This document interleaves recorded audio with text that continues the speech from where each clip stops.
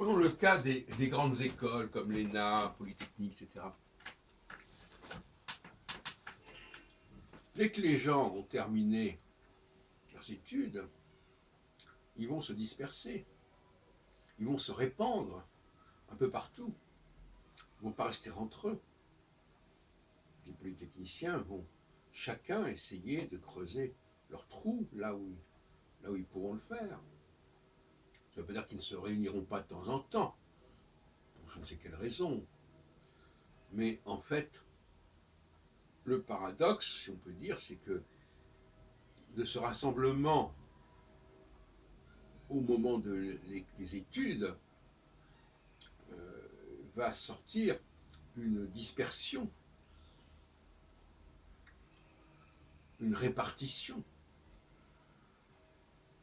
inévitablement. Et bon, ce que je dis peut paraître évident, mais malheureusement, ce n'est pas le cas. Notamment dans la perspective judaïque, sioniste. On veut nous faire croire que il faut tourner le film à l'envers. Il faut passer de la dispersion à la concentration. C'est que le mot concentration a des connotations un peu problématiques. Il faut passer de la dispersion au rassemblement. Non. Le rassemblement n'est qu'un moment qui va préparer, qui va précéder une dispersion, une répartition. Et donc les Juifs n'ont pas vocation à se rassembler. Ou si tant est qu'ils le fassent, ce n'est que ponctuellement.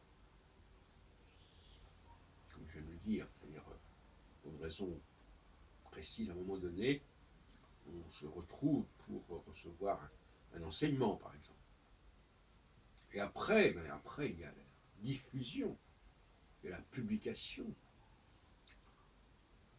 et il y a donc la dispersion.